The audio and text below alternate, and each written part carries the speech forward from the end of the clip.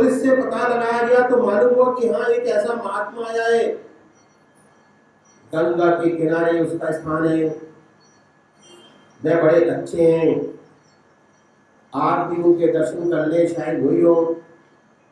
राजा अपने मंत्रियों को लेकर 9 लाख के 9 तोड़े साथ ले गया। वहां जाकर देखा, कहा कि हाँ ये वही महात्मा है जिसने स्वप्न में देखा था। उसको बड़ी प्रसन्नता हुई, देवी की बात सत्य हुई। उन्होंने जाकर महात्मा जी को साष्टांग दंडवत प्रणाम किया और उसके बाद 9 तोड़े 9 लाख के थाल में रखकर उठाकर सामने रख दिए। महात्मा ने देखा तो बोले, भाई ऐसे है कि मुझे इनकी आवश्यकता नहीं, मुझे इनकी तो आवश्यकता नहीं, मैं तो राजा था, ऐसे मैंने बहुत से तोड़े देखे हैं, मैं तो ये सब छोड़ के आया हूं, मैंने अपने लड़के को राज सिंहासन देकर चलाया, मुझे इनकी जरूरत नहीं, आप इन्हें यहां से ले जाइए, मैं नहीं लूंगा।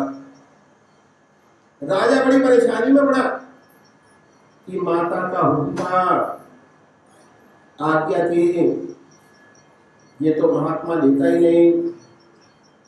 उन्होंने अपने मंत्रियों से सलाह की, मंत्रियों के महाराज जिद न कीजिए, इनकी कुटिया के दरवाजे पर छोड़ जाइए, ले ले ना ले तो ना, आप इनके दरवाजे पर छोड़ के चले जाए। उन्होंने ऐसा ही किया। उन्होंने कहा कि ये जो सड़क है सरकारी है, जमीन भी आपकी अपनी है, आप तो राजा है, आप इनके दरवाजे पर रखकर चले जाइए। 9 लाख के 9 तोड़े दरवाजे पे रख के राजा मंत्री सब चले गए। अब राजा, अब जब भी ये महात्मा बाहर निकलते हैं,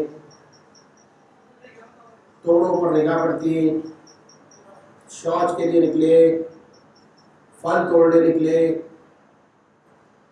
फल इकट्ठा करने निकले, किसी भी कारण बाहर निकलते हैं तो इन पर उनकी निगाह पड़ती। धीरे धीरे ये ख्याल पैदा होता कि भाई ये माया है, माया का बड़ा निरादर हो रहा है, इतनी दौलत और ये ऐसे ही पड़ी है, अगर गलत आदमियों के हाथ पड़ गई तो इसका बड़ा दुरुपयोग होगा, सदुपयोग होना चाहिए।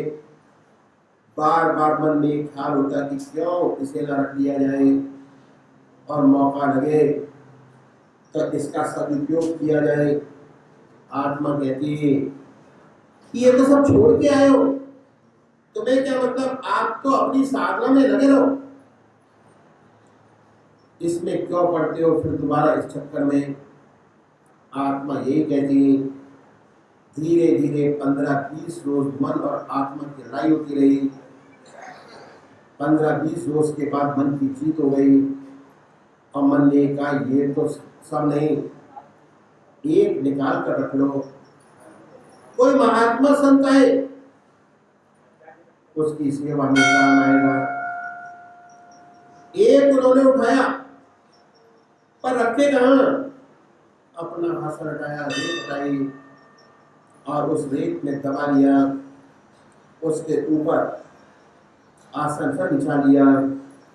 उसके बाद अगले रोज देवी को स्वप्न हुआ, देवी ने फिर स्वप्न दिया और कहा कि राजन, माया का बड़ा निरादर हो रहा है, मैं साधु को लेता ही नहीं और किसी गलत आदमी के हाथ लग गई तो उसका दुरुपयोग होगा, इसलिए आप जाइए उन तोड़ों को एक एक अशर्फी गिन कर ले आइए, एक अशर्फी न छूटे।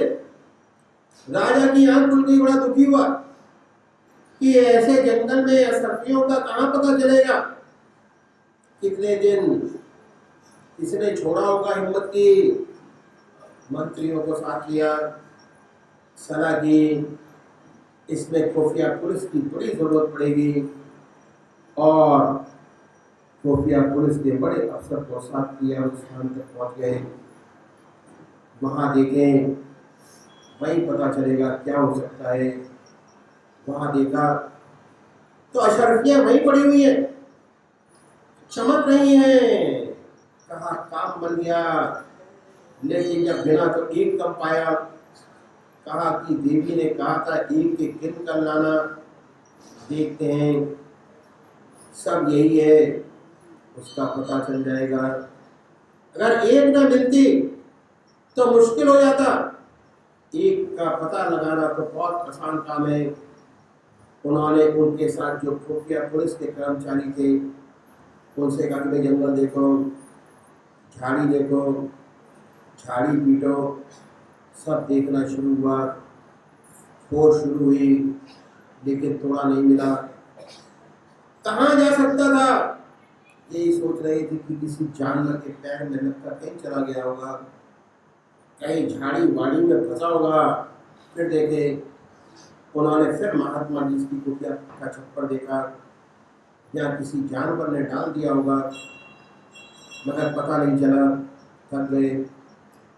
पहली बार जब ये लोग गए, राजा ने बड़ा चौड़ा लंबा दंडवत प्रणाम दिया।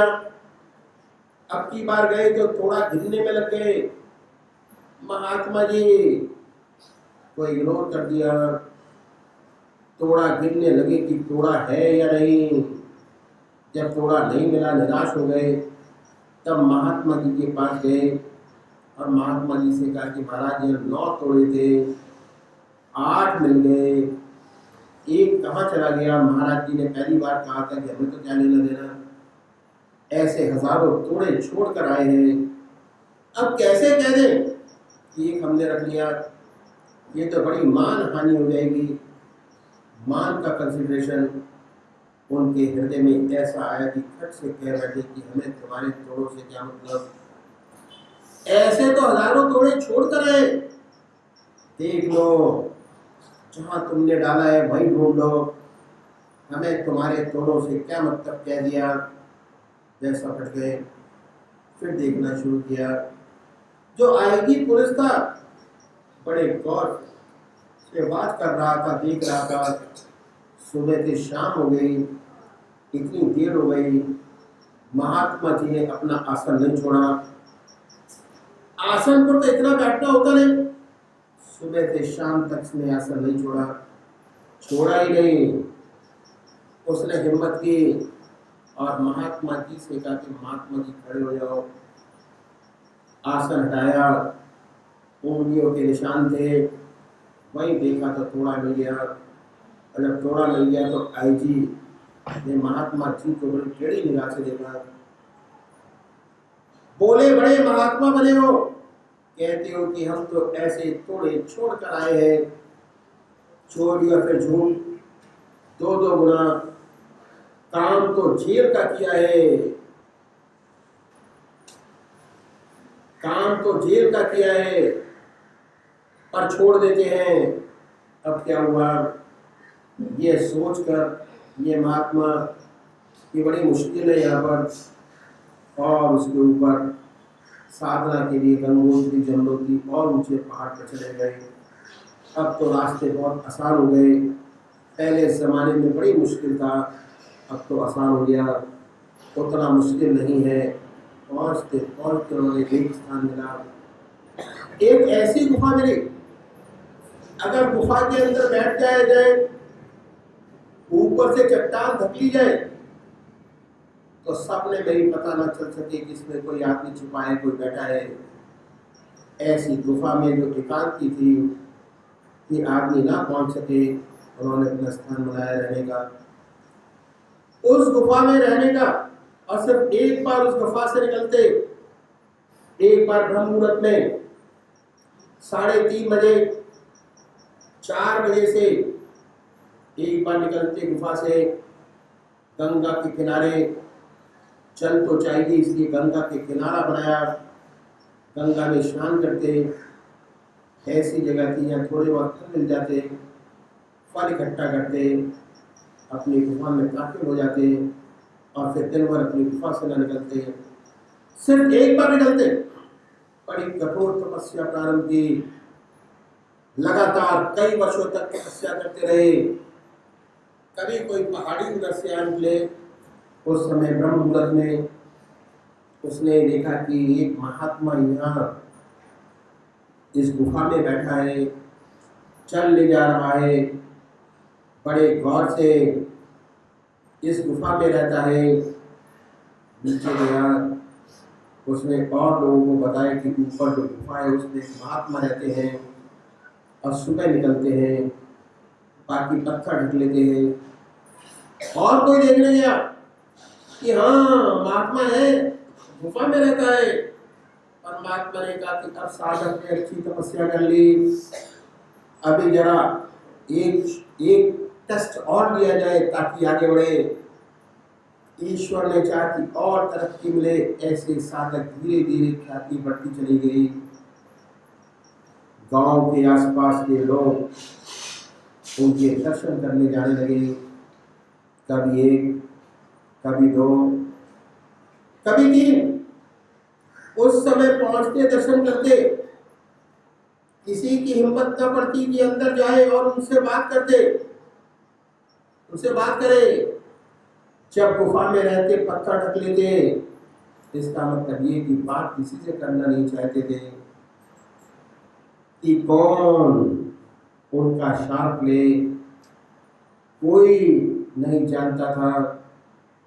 8-10 व्यक्ति दर्शन करने रोज ही निकल आते, समय इंतजार करते, टेलीस्कोप ले जाते, दूरबीन से देखते, दूर दूर से देखा वो महात्मा निकले, गंगा स्नान कर रहे हैं, फल बटोर रहे हैं, फिर गुफा में घुस गए।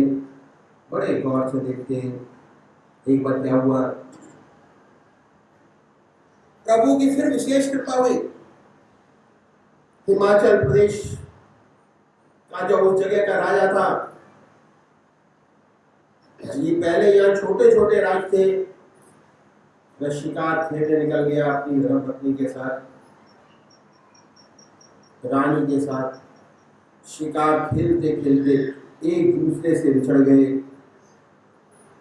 राजा का रानी को पता नहीं, रानी को राजा का पता नहीं, अब बिछड़ गए। बिछड़कर रानी गंगा के किनारे पर आ गई और एक पत्थर पर बैठ गई और रोने लगी। ये ब्रह्म मुहूर्त में स्नान करने जाते, स्नान करने गए, स्नान कर रहे थे कि निगाह उनकी इस देवी पर पड़ी कि ये कहाँ से आ गई। ऐसा बियावान जंगल में कहाँ से देवी आ गई और रो रही है, क्या कष्ट है। मन ने कहा कि इससे पूछो कि इसे क्या तकलीफ है, क्या इसकी तकलीफ दूर की जा सकती है। आत्मा ने फिर कहा कि झंझट में मत पड़ो। एक बार झंझट में पड़े थे, बड़ी मुसीबत उठाई, अब झंझट में नहीं पड़ो, परमात्मा को याद करो, अपना काम करो। लेकिन फिर आत्मा में झगड़ा होने लगा, मन किया कि नहीं, उसे तकलीफ है, उसकी तकलीफ दूर करना हमारा फर्ज है।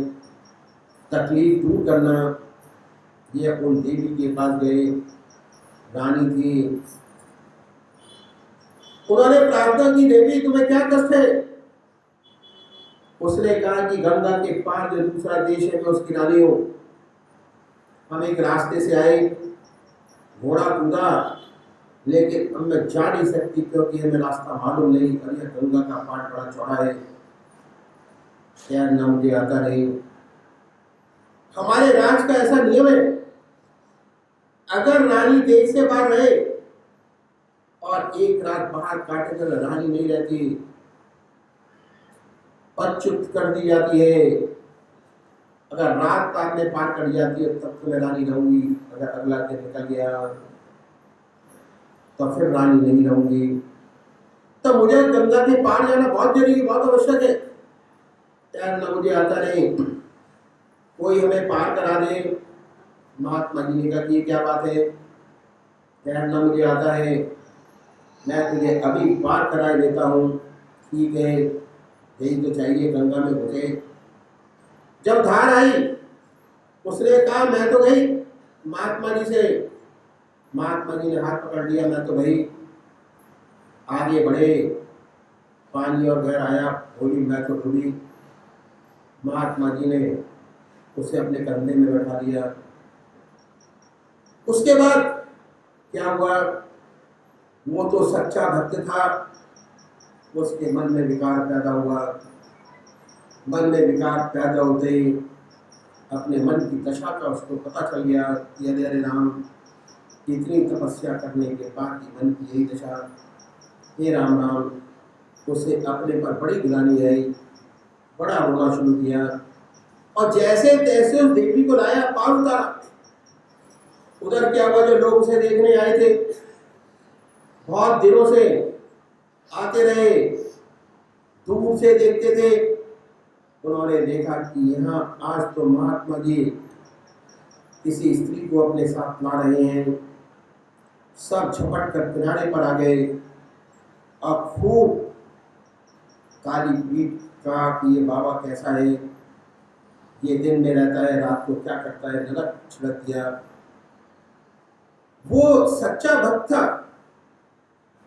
रो पड़ा, बिखर बिखर कर रो पड़ा। जब खूब रोया, उस देवी को दया आई और उसने कहा कि हे राजन, तो मुझे मालूम स्त्री समझता है, मैं मामूली स्त्री नहीं, मैं तो माया हूँ, तेरा इम्तिहान लेने आई थी और तुम जैसे साधकों का मैं गधा बनाती हूँ, जैसे अब बनाया,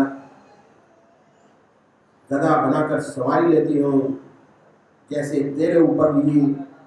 बेचारा बहुत दुखी हुआ और हाथ जोड़कर बोला कि हे देवी, कोई ऐसा भी है जो तेरे पार गया हो। उसने कहा कि ऐसे भी हैं जो मुझे गधी बनाते हैं, मेरे काबू नहीं आते। अच्छा, एक दो नाम बताओ ताकि दर्शन करके अपना जीवन कृतार्थ हो हमारा। देवी ने कहा कि चलो जाओ, बनारस में कबीर साहब में ऐसा है कि मेरा गधी बनाती है, मैं काबू नहीं आती है, उसके दर्शन कर ले, तेरा कल्याण हो जाएगा। अब उल्टी यात्रा प्रारंभ हुई। 4-6 महीने में उतर कर बनारस पहुंचे। मालूम करना शुरू किया कि भाई यहाँ कोई कबीर साहब है, कोई ना बताए। कबीर साहब हम नहीं जानते, जिससे पूछो वही कहे कि भाई हम नहीं जानते कि कोई कबीर साहब है। सोचा, देवी ने कहा कबीर साहब तो जरूर होंगे, घूमते फिरते। किसी ने कहा कबीर साहब को तो नहीं जानते, कबीर जुलाहा है, अगर कबीर जुलाहा को देखना चाहते तो बरगद के पेड़ के नीचे ताना बना लगाए, सूद बुन रहा है, उसके पास चले जाओ। उसे तो जानते कबीर जुलाहा, लेकिन कबीर साहब तो यहाँ कोई नहीं है। उसने पूछा, सोचा जाकर शायद असली कबीर साहब का पता लगे, कबीर जुलाहे को देख ले। तो राजा कबीर साहब की तरफ बढ़ा। कबीर साहब ने दूर से देख लिया कि आज एक सच्चा जिज्ञासु चला रहा है, ऐसा व्यक्ति जिसके हृदय में सच्ची तड़प है परमात्मा को पाने की, अध्यात्म को पाने की, एक सच्चा जिज्ञासु।